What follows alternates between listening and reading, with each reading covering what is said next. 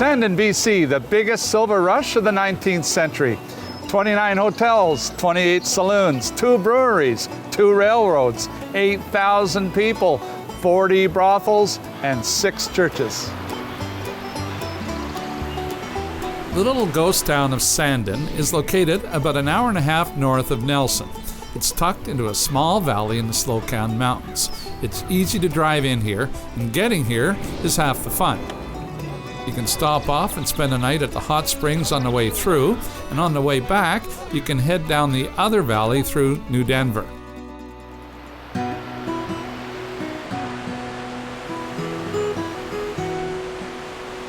But when you get here, don't expect anything like you will see in Barkerville. This is a ghost town on a different scale, and most of the buildings are long gone. Instead, you'll find things pretty much as the ravages of time have left it. There are a few remaining buildings. There's a museum on site, manned by volunteers from the Historical Society. There are artifacts strewn all over the ground. And then there's the original hydroelectric generating plant that is still pumping out electricity after 100 years of continual use.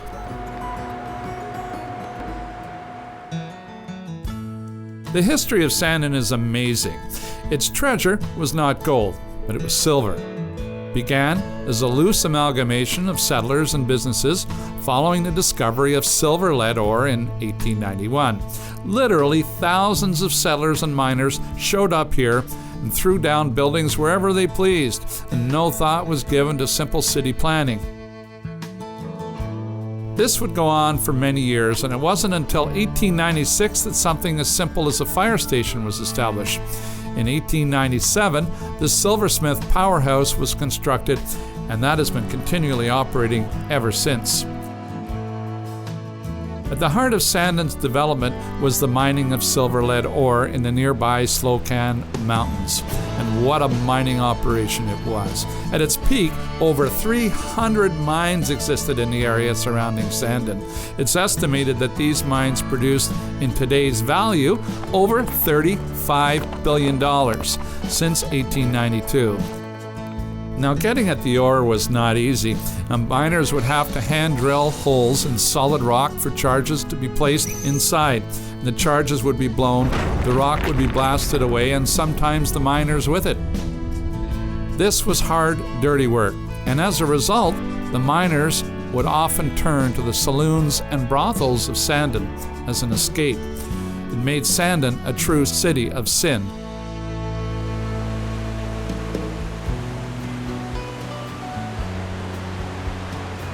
Sandon was cursed by its boom and bust mining economy and a series of unfortunate events.